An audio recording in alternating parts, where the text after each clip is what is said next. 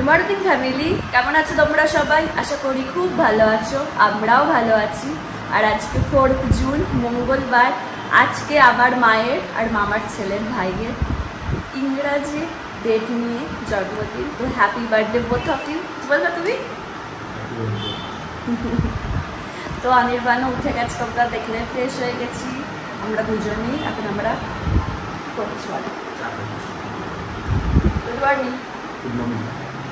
অনির্বাণ এই মাত্র অফিসে বেরোলো। আরে জানো তো, আমি ওয়াশিং মেশিনটা চালিয়ে দিয়েছিলাম, বাট বাইরের ওয়েদারটা দেখবে কি হয়ে গেল দেখাচ্ছি। দেখো পুরো গুটগুটে অন্ধকার হয়ে এসেছে, আর দেখো খুব সুন্দর একটা হাওয়াও দিচ্ছে, পর্দাটা উড়ছে দেখি তোমরা বুঝতে পারছো। খালি মেঘ দেখো আকাশে, বাপরে বাপ। আমি ভাবছি দিয়ে শু করতে, কারণ ঘরে দৌড়ে দেবো কি ভাবছি, কারণ এত জামা কাপড় আছে না, ঘরে দৌড়ে দেওয়ার জায়গা নেই। তোর জন্য ভাবছি ব্যালকনিতে দিয়েই দিই, থাক, যদি ভিজে যায় ভিজবে, কালকে যদি রোদ ওঠে দিয়ে দেওয়া হবে। দেখি আজকে দুপুরে না একটা বেশ সুন্দর মেনু করেছি আমি, অনির্বাণকে সেটা দিয়ে দিয়েছি।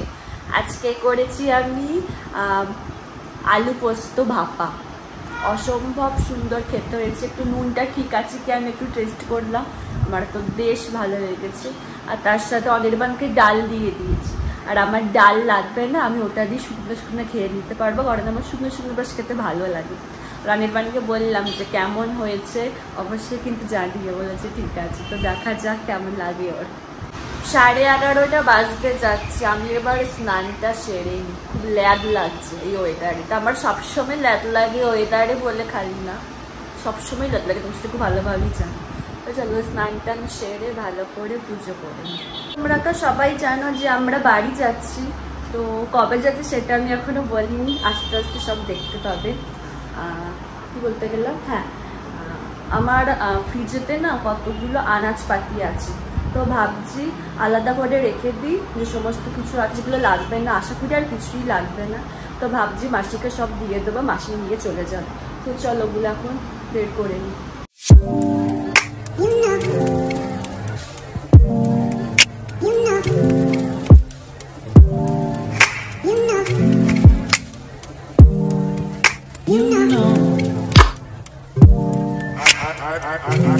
যেগুলো খারাপ হয়ে গেছিলো ওগুলো ফেলে দিলাম, আর যেগুলো ভালো ছিল ওগুলো আর কি তোমরা দেখতেই পেলে, আমি আলাদা প্লাস্টিকেতে রেখে ফ্রিজেতে পুড়ে দিলাম।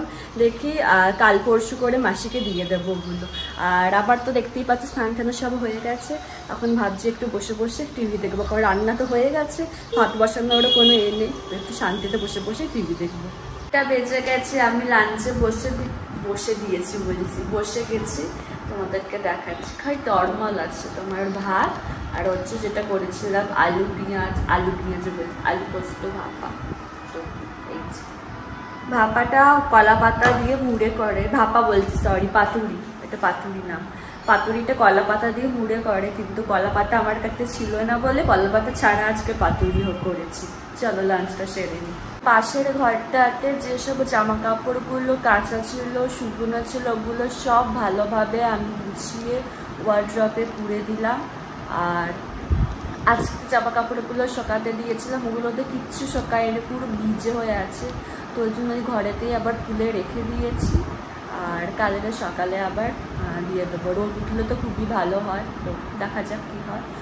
আর আজকে আমি আমার মেকআপের ব্যাগটা গোছাবো, একটু পরে গোছাবো, তো আস্তে আস্তে সমস্ত কিছু নিয়ে নেব।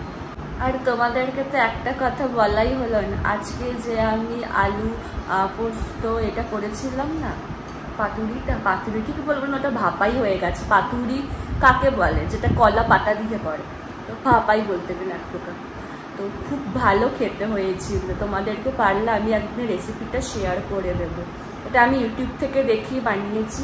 আর তোমরা এবার ভাববে যে নিজে রান্না করে নিজে খেয়ে নিজের খাবার নিজেই প্রশংসা করছে।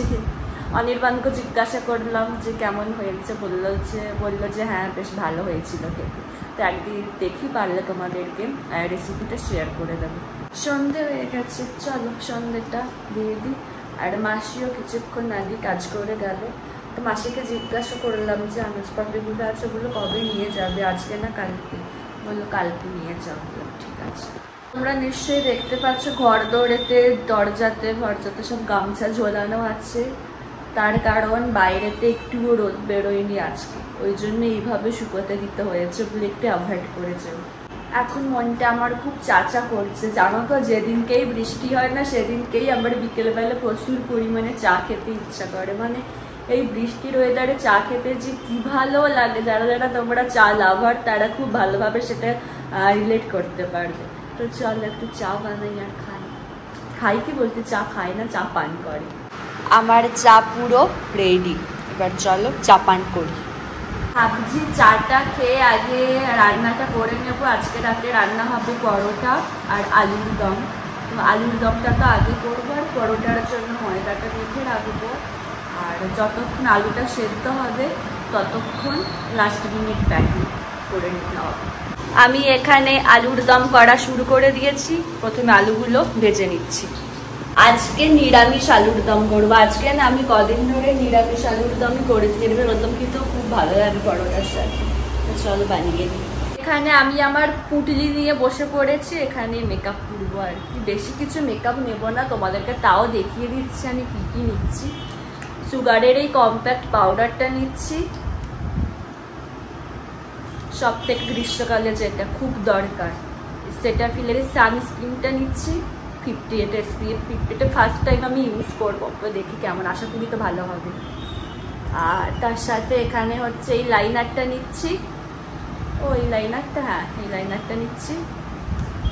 তার সাথে হচ্ছে এই যে এই ম্যাকের এই লিপস্টিকটা নিচ্ছি, যেটা বর্ধমানের মামাকে পুজোতে দিয়েছিল, গোলাপি কালারের, এটা নিলাম।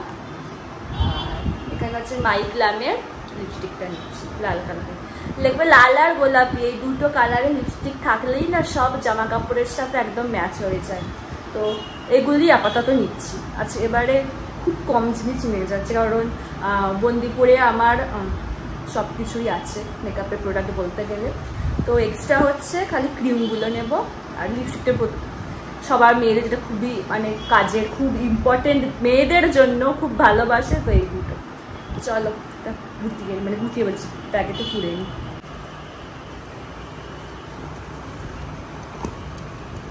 এই পুটলিটা হয়ে এবার সুবিধা হয়েছে। চলো ব্যাস ডান। এবার এটা চেনটা আটকে দিই। আর পুটলি পুরো রেডি।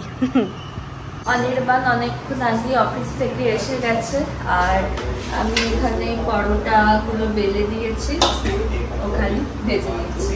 তাই তো বড় আমায় খুব হেল্প করে, সত্যি খুব হেল্প করে আমাকে মাঝে মাঝে, ভালো লাগে দেখি সেটা।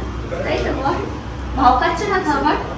হ্যাঁ, ভিডিওটা আমি অফ করলাম। কি বললে তুমি? এইটাই হচ্ছে নাকি আমার বর? দেখো কত প্রশংসা করলাম। এই কথাটা বলার পর এবার কি মনে হচ্ছে জানো তো, যে হেল্প করলো বলবো তোমাদেরকে যে একদম আমাকে হেল্প করে। সত্যি আমরা ডিনারে বসে গেলাম। এই যে পরোটা, আলুর দম, তার সাথে রসগোল্লা।